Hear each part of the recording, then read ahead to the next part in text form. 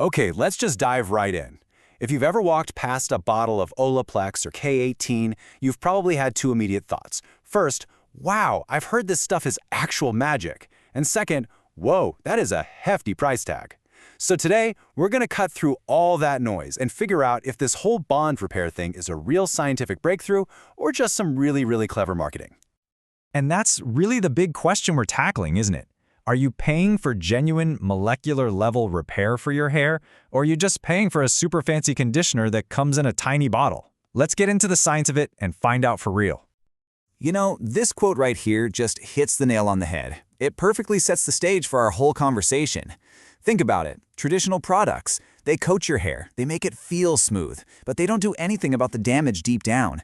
Bond repair claims to be different. It claims it can actually go inside the hair and rebuild it from within. So before we can even understand the fix, we first have to understand the problem. What is actually causing all this damage in the first place? Well, it really just boils down to three main culprits, the three big enemies of healthy hair. First up, the big one, chemical damage. We're talking bleach, dye, perms, all that stuff literally breaks apart the structural backbone of your hair. Then you've got thermal damage from our beloved flat irons and curling wands. Any heat over 450 degrees Fahrenheit is just progressively snapping those critical bonds. And finally, there's mechanical damage. You know, the stuff we do every single day, like aggressively towel drying or brushing our hair when it's wet and most vulnerable. All that stress adds up to breakage. Okay, so when we throw around this word repairing hair, what are we actually talking about on a microscopic level? Let's zoom way in and look at the science of a single strand. This rope analogy is absolutely perfect. Because your hair isn't just one solid thing, right? It's this incredibly complex structure, a biological rope made of these twisted protein chains called keratin. And the strength of that whole rope, it depends entirely on the tiny connections holding all those threads together. And the most important of all those connections are these right here, disulfide bonds. These are the stars of the show. They are the super strong, load-bearing pillars inside the core of your hair. They give your hair its strength, its shape, its entire integrity. So when these break, your hair breaks. It's as simple as that. Now check this out. What's really wild here is just the sheer difference in strength. I mean, look at that chart. Disulfide bonds are up to 10 times stronger than the weaker hydrogen bonds in your hair. This is exactly why breaking them is such a catastrophe for your hair's health, and it's also why fixing them requires some pretty serious next-level chemistry. Okay, and that brings us to the main event, the clash of the titans, the two giants the bond-building world. How do Olaplex and K18 really work, and are they just kind of doing the same thing in a different bottle? So, a quick history lesson. Olaplex was the true pioneer. They hit the scene back in 2014 and completely changed the game, especially for hair colorists. Then, in 2020, K18 arrived with a totally different scientific approach, and that sparked a whole new wave of innovation and, honestly, a lot of debate. Okay, so this is the crucial part. They attack the problem in two completely different ways. Think of Olaplex as a master bridge builder. Its patented molecule, that long sciencey name, finds the two broken ends of a disulfide bond and bam, it creates a strong artificial link between them. It's like a chemical patch, literally reconnecting that broken structure. K18, on the other hand, uses a peptide, which is basically a tiny piece of protein. Think of it like a perfectly shaped Lego piece designed to fit right into the broken keratin chain itself. So instead of just patching the disulfide bond, it aims to rebuild the entire broken piece of the protein chain from the inside out. So if Olaplex is the artificial bridge, K18 is more like a biological graft, becoming a seamless part of the original structure. And if you need any proof that Olaplex's technology is seriously unique and valuable, look no further than this. Back in 2019, they successfully sued L'Oreal for patent infringement and won a massive $91 million judgment. This proved it wasn't just marketing. It was defensible, groundbreaking chemistry that was worth a fortune. All right, enough theory, enough with the lab coats. How do you actually use these products to get the results you want? Because, believe me, the application is just as important as the science inside the bottle. First off, let's tackle our really common fear. Can you overdo it?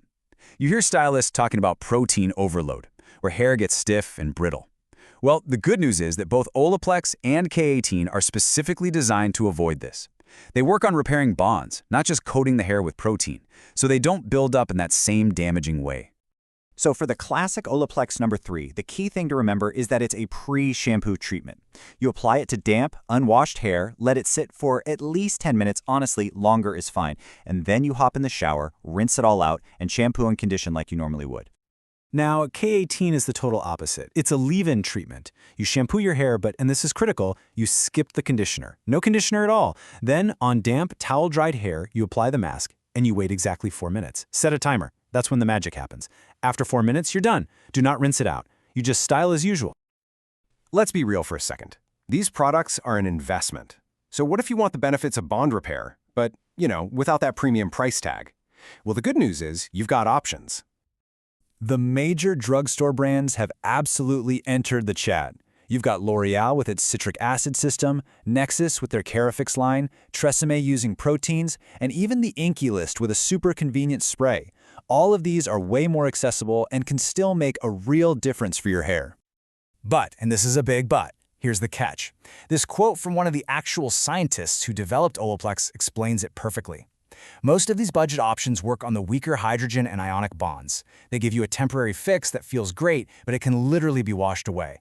They are definitely beneficial, but they are not performing that same kind of deep, permanent structural repair on the all-important disulfide bonds like Olaplex or K18. So let's bring it all together. After looking at the science, the big brands, the budget alternatives, what's the final verdict here? Is bond repair just a bunch of hype, or is it a true holy grail product?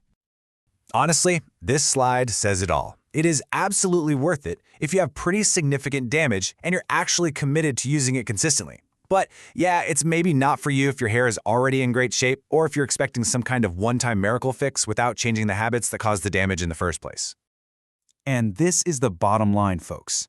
The science is solid.